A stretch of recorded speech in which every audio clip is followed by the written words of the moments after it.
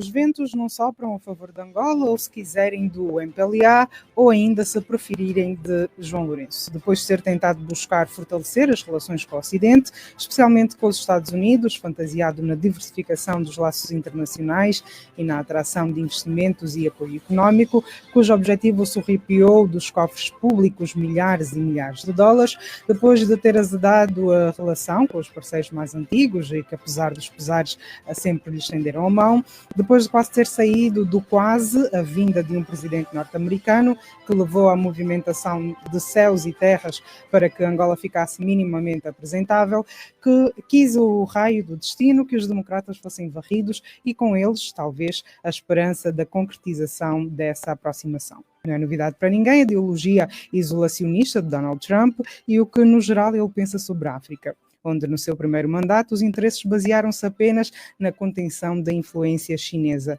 e russa. Sendo certo que a ideologia nenhuma deve comprometer qualquer interesse nacional, será igualmente certo que Angola constará da lista de prioridades da administração Trump. Aguardemos. Aqui mais de perto, do Índico, também não nos chegam boas novas. O irmão de pai e mãe do MPLA está a chichilar com o povo que desde o dia das eleições recusa-se a aceitar os resultados e por meio de protestos decidiu meter um basta na situação. As manifestações, tal como a bela moda angolana, afinal não é à toa que os dois países são considerados siameses, estão a ser vistas como atos de vandalismo e já provocaram várias mortes. Há praticamente um mês, o povo moçambicano reivindica a vitória de Venâncio Mondlane e avisa que não vai aceitar que a Frelimo continue a fazer e a desfazer com o país. Ainda assim, João Lourenço apressou-se a entrar numa fila vazia de presidentes que felicitaram Daniel Chapo. Segundo a mensagem levada a Moçambique, o MPLA vai apoiar o seu siamês no que for preciso. Nós viemos fundamentalmente para entregar uma mensagem que o senhor Presidente da República, o Presidente do MPLA, sim, sua Vossa Excelência, e eu venho trazer a solidariedade manifestada pelo MPLA, que está do lado da Frelimo, muito obrigado, está pronto a apoiar a Frelimo naquilo que for necessário. É a mensagem do MPLA. Diante de todo este cenário, a ser um livro basear-nos-íamos no já escrito por Emílio Fernando com uma pequena adaptação e ficaria João Lourenço do lado errado da história. Enquanto isso, o novo ministro do Interior recebeu ordens expressas para colocar um travão no contrabando aos combustíveis, ao que Manuel Homem anuiu, avisando que não vai sobrar pedra sobre pedra. E pã, de repente começaram a aparecer estaleiros por todos os lados, estaleiros clandestinos, e a ser apresentados os prevaricadores. Peixe miúdo, claro. O graúdo continua sem rosto, nome ou endereço. Perante este desafio, J.Lo aconselhou o homem do interior a não tremer diante da farda, porque ela não faz mal a ninguém. Claro que não. Quem faz é quem a usa, mas isso são contas para outro rosário. Enquanto o Manuel Homem dá o show, o afastamento do ministro Reboçados e Chocolates continua a doer a muitos, tanto que já lhe foi feita até uma canção. Eugênio César Laborinho, pai da nossa união, amigo leal, força e coração, nos guia sempre no caminho certo. Exemplo de líder tão puro e concreto. Eugênio César Laborinho, estamos contigo, pai e amigo, fiel amigo. Deus te abençoa, sempre a te guiar. Te amamos tanto, és nosso pilar. Com teus sobrinhos, filhos a sorrir, tua presença faz nosso mundo fluir. És inspiração, nossa luz, nossa paz.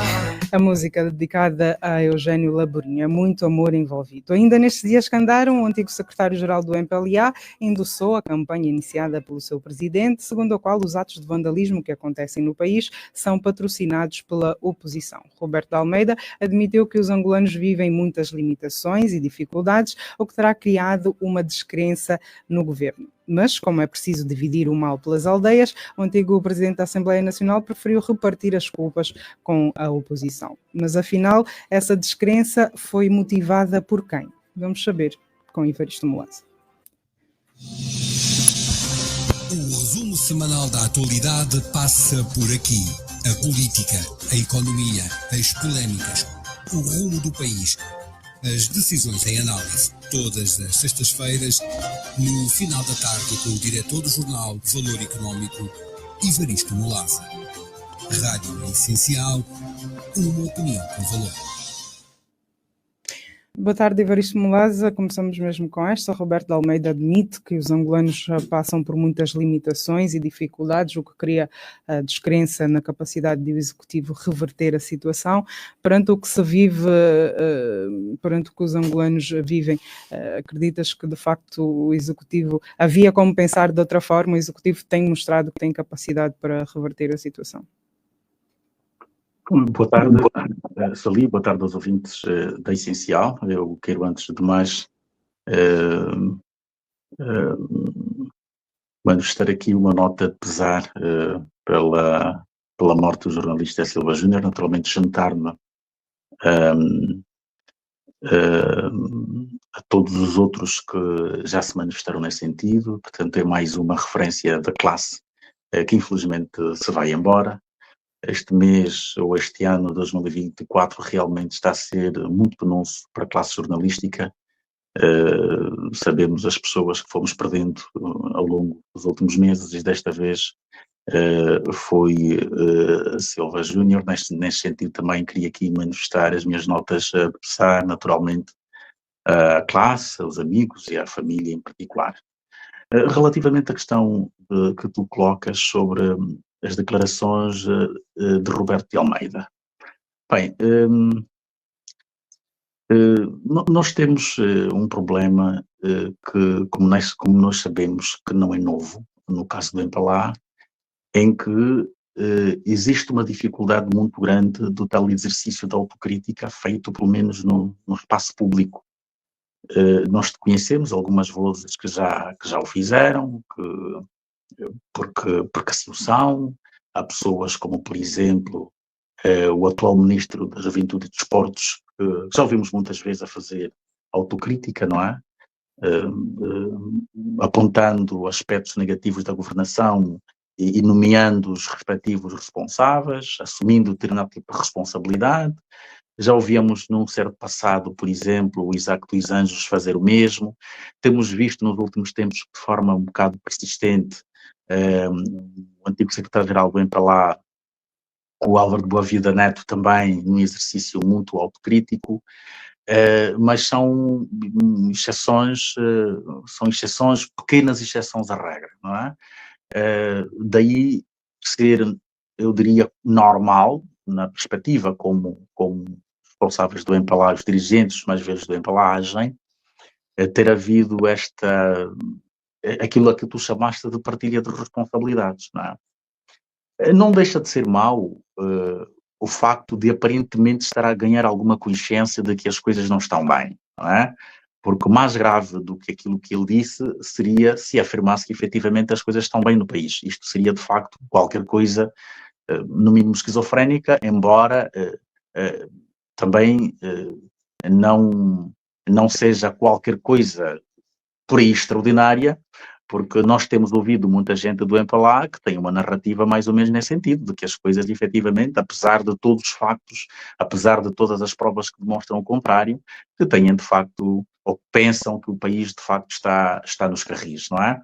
Portanto, neste sentido não deixa de ser, de alguma maneira, eu diria, positivo, que tenha havido esta postura autocrítica, apesar desta tentativa de partilha de responsabilidades com a oposição, quando diz, nomeadamente, que a oposição se aproveita da situação. Bem, é evidente que o mais velho Roberto de Almeida, melhor do que eu, sabe, pela experiência e pelo tempo e pelo percurso que ele tem na política, sabe que existe uma oposição em Angola que tem, naturalmente, ambições para chegar ao poder. E é perfeitamente normal, razoável e compreensível que esta oposição que quer chegar ao poder, em determinadas circunstâncias, faça também algum tipo de aproveitamento político perante fragilidades demonstradas pelo governo. Portanto, isso é perfeitamente normal no exercício do combate político.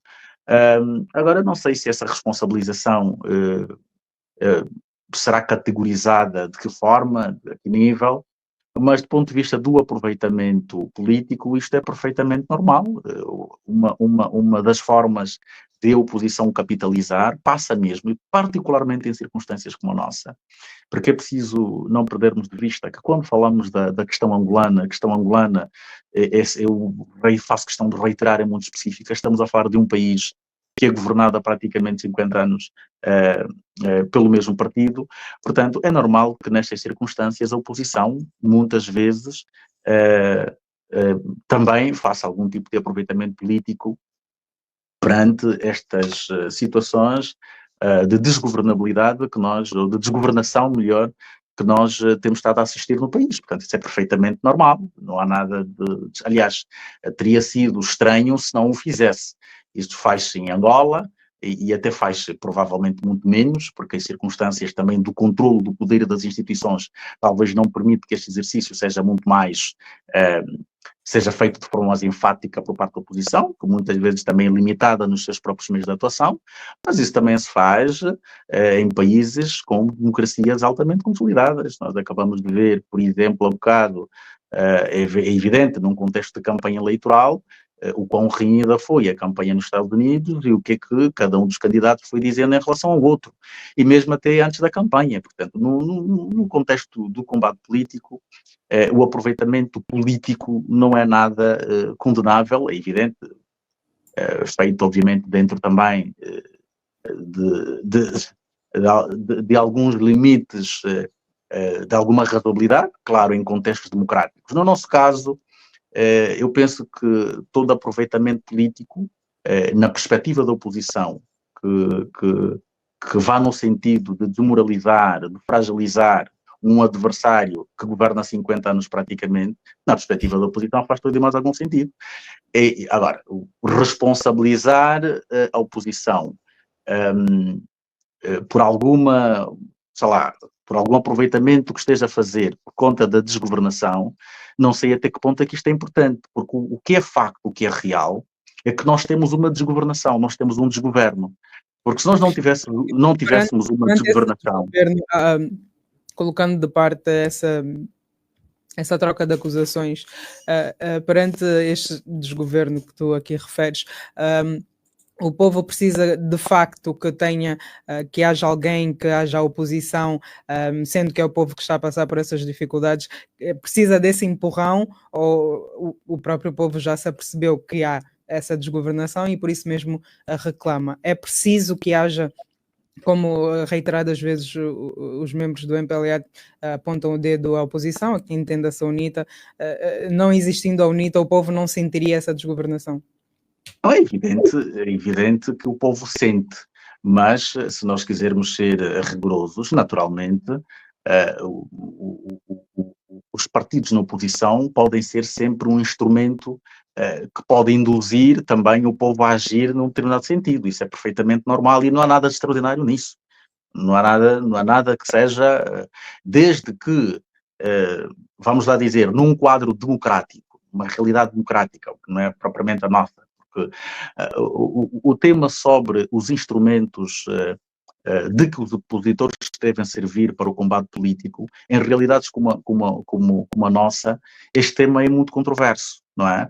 Porque uma coisa é falarmos de uma realidade democrática, em que o jogo tem regras mais ou menos justas, ou mais ou menos iguais para toda a gente que participa do processo.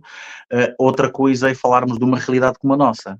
Portanto, numa realidade como a nossa, os instrumentos de que a oposição se deve servir para o combate político podem ir um bocadinho mais além daquilo que é, digamos, razoável nos contextos democráticos. Pode ir um bocadinho mais além, não é? Portanto, a oposição pode, sim senhora, independentemente do conhecimento e do sofrimento que o próprio povo sinta, e nesse sentido concordo contigo, o povo não precisa de nenhum indutor que o leve a manifestar-se ou a perceber que realmente não está a ser desgovernado, mas independentemente desta consciência que o povo possa ter, os partidos na oposição, e mais uma vez no contexto do combate político, podem também servir, podem sempre dar um empurrão, não é? De modo a que, nomeadamente, por exemplo, a contestação seja mais audível, não é? Tenha mais espaço, seja mais densa, os protestos, as manifestações, portanto é perfeitamente normal no contexto angolano que a oposição assuma este papel. Não há nada de estranho, de anormal ou de imoral, ou seja lá o que for, não é? A oposição pode efetivamente assumir este papel. Aliás, já agora, se nós, sem querer antecipar-me, se nós fizermos uma extrapolação para aquilo que acontece em Moçambique, fica tudo mais ou menos explicado, não é? Portanto, a oposição pode, sim senhora, induzir a população perante causas que todos nós compreendemos que são causas comuns para o progresso, não é? E é aquilo que efetivamente não tem acontecido, porque a partir do momento em que se reconhece um desgoverno, reconhece-se tudo e mais alguma coisa, não é? Aquilo que é estrutural, aquilo que é importante. Quando nós falamos, por exemplo, sobre a questão da necessidade de criarmos instituições fortes, não é? Que fazem com que promovem um Estado mais republicano possível, não é? Quando o governo não tem essas preocupações, quando o regime não tem essas preocupações, não é? Estas causas podem ser, naturalmente, defendidas, ou como no nosso caso, são defendidas pela oposição, são defendidas por uma maioria expressiva dos angolanos. É normal que haja aqui uma espécie de convergência de interesses, não é? De causas, e desta forma ser muito fácil estabelecer aqui ou fazer-se aqui o tal aproveitamento. Portanto, não vejo nada de especial, não vejo nada de imoral, nada de anormal. É perfeitamente aceitável que a oposição em Angola, quando oportuno, faça o aproveitamento político no sentido de desmobilizar um poder que está cristalizado nas condições em que tem estado cristalizado e que, aparentemente, mais grave do que isso, não quer arredar o pé em relação a questões fundamentais, né? Repara a discussão que tem havido relativamente, por exemplo, à composição da Comissão Nacional Eleitoral, a toda uma discussão que me parece um bocado estéril, quer quando se buscam os argumentos de natureza técnica, quer os argumentos mais políticos, só que nós esquecemos da questão de fundo, é que tudo isto tem vindo a ser construído numa lógica de manutenção de poder. Nós temos uma CNE como a temos hoje, porque ela foi pensada como um instrumento de preservação do poder. Portanto, a questão de fundo é esta, não é? A discussão sobre a discussão da Galista sobre o MPLA ter sido razoável no passado, no sentido de ter cedido comissários nos termos da lei e agora não ter predisposição para ceder. Quer dizer, isto é uma conversa de muito mau gosto, não é? Não tem disposição para ceder porque percebe que a composição de que ele precisa no contexto do seu processo ou do seu objetivo ou da sua meta ou da sua, seja lá o que for, de manutenção de poder, é preciso que um determinado número seja mantido. E estas instituições foram criadas assim. As próprias leis são criadas, as leis também já são criadas com base nesse pressuposto. As leis, quando são criadas, muitas vezes, e é aí onde começa, quando se fala de menu da fraude, muitas vezes a menu da fraude começa precisamente no processo legislativo, na forma como as leis são elaboradas, porque é da elaboração das leis que se formatam as instituições, não é? As instituições tomam, pelo menos em termos formais, tomam o desenho que é pré-estabelecido na legislação, não é? E esta legislação, quando é produzida, já é produzida num certo sentido, já com certo objetivo, já com certas... Com missões muitas vezes propositadas. Para quê? Para permitir depois interpelações ou interpretações muito extrapoladas, como aquelas que nós temos estado a ver, por exemplo, no debate sobre a Constituição da Comissão Nacional Eleitoral, em que um partido que efetivamente quase que dobrou, quase que dobrou, não, saiu dos 51 para os 90 deputados, não é?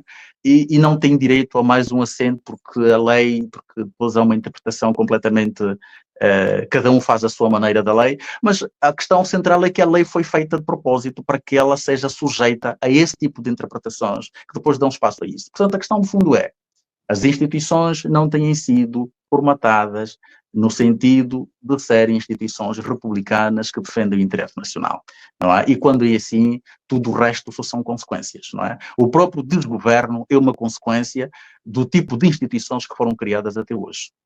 É isso que os mais velhos do MPLA deviam entender, e é precisamente por isso que este momento político que o país está a viver, e que o MPLA nomeadamente vai viver, deveria ser uma oportunidade, pelo menos, para estas pessoas criarem um processo disruptivo, não é? Há um certo legado que tem de haver na preocupação, que tem de ser preocupação, nomeadamente dos mais velhos do MPLA, que será, no mínimo, deixarem um país nos carris efetivos da democratização. No mínimo, pelo menos isso. Não é? Pelo menos isso. Porque tudo o resto é consequência. Meio que já me ultrapassaste, mas vamos agora sim fazer um paralelismo com o que se vive em Moçambique e também diante da situação que vivemos em Angola, que não é muito diferente do que se vive em Moçambique. As queixas são as mesmas. Achas que Angola, o MPLA, pode ou está a tirar lições do que se está a passar em Moçambique? Bem, há uma coisa que é certa, pelo menos, né? Vamos falar daquilo que nós podemos olhar em termos de futuro, não é? E podemos olhar para aquilo que é o histórico que nós temos até hoje. Do que nós temos de histórico, podemos tirar a eleição de que o MPLA tem dificuldades muito sérias de aprender até com os seus próprios erros, não é? Quanto mais com os erros dos outros. Tem muita dificuldade a aprender com os seus próprios erros. Portanto, eu infelizmente gostaria de talvez ter um bocado mais de certeza, mas infelizmente não te consigo dizer se o MPLA está efetivamente a aprender alguma coisa. Não sei. É evidente que numa perspectiva estritamente lógica, normal, desejável, expectável, sei lá, deveria aprender alguma coisa. Não é? Mas eu não te posso assegurar, tendo em conta aquilo que é a forma de estar, que é a cultura, a forma de estar e a cultura política do MPLA, eu não sei se efetivamente está a aprender, o que seria desejável. Não é? Agora, se está a aprender,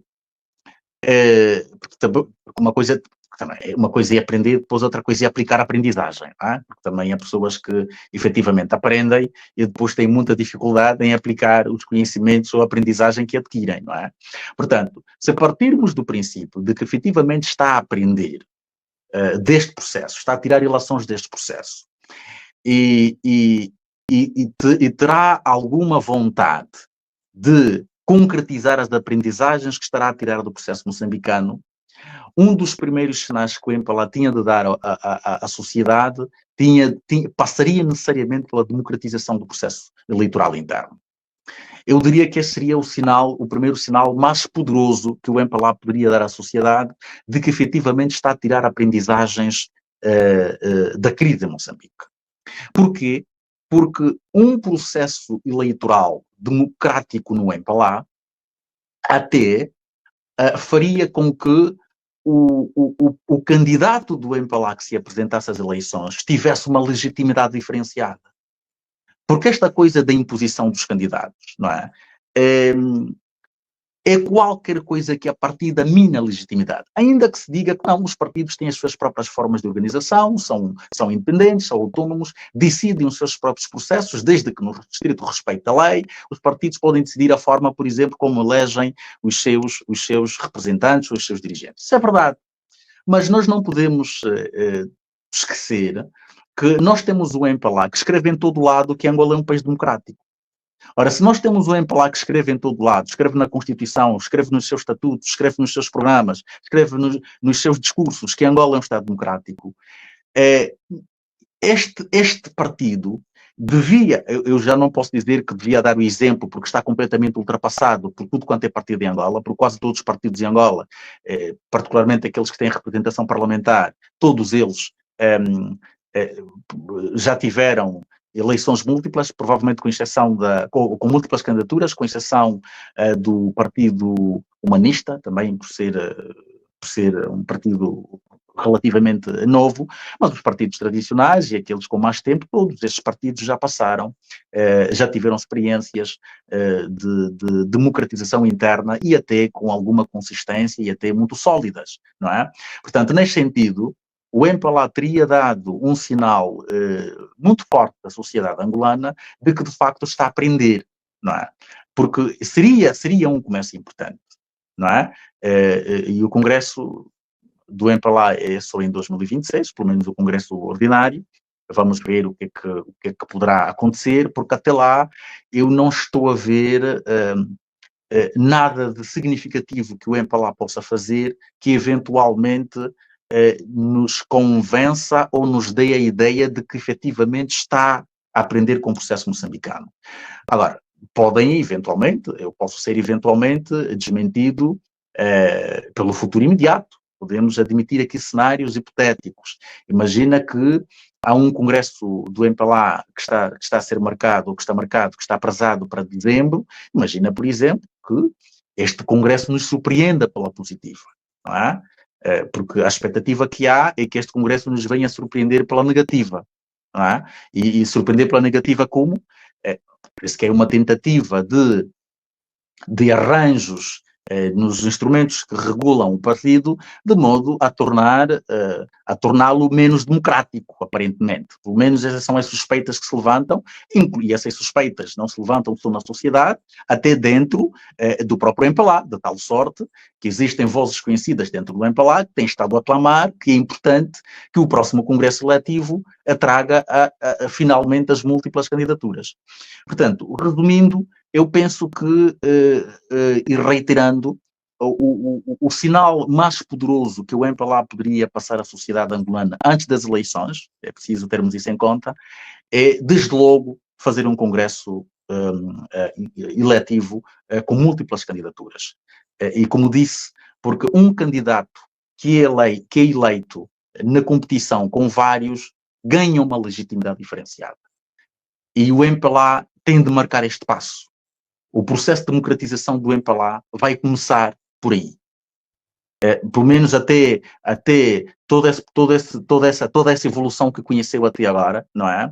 Falta marcar este passo para que o processo de democratização interna efetivamente aconteça. Eu muitas vezes ouço algumas não sei como chamar a isso, mas ouço coisas como, não, o MPLA também é democracia, não estão a ver aí na Jota vários candidatos, quer dizer, isto é qualquer coisa que temos de ser muito urbanos para não qualificar isso, não é? Porque efetivamente a Jota não tem importância nenhuma, não é? No contexto daquilo que nós estamos a dizer, no contexto da democratização do MPLA, a Jota não tem importância nenhuma, não é? Portanto, não se pode falar em democracia. E por aí, repito, poderiam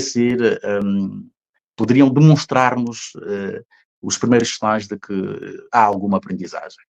Se não houver, e nós tivermos um processo em 2027 parecido ao de Moçambique, não nos surpreendamos depois, embora eu vá ouvindo muita gente que vai dizendo que em Angola não é Moçambique, mas a verdade é que se nós tivermos um processo semelhante ao de Moçambique, não nos surpreenderemos que em 2027 devemos ter uma realidade também muito dura, muito difícil.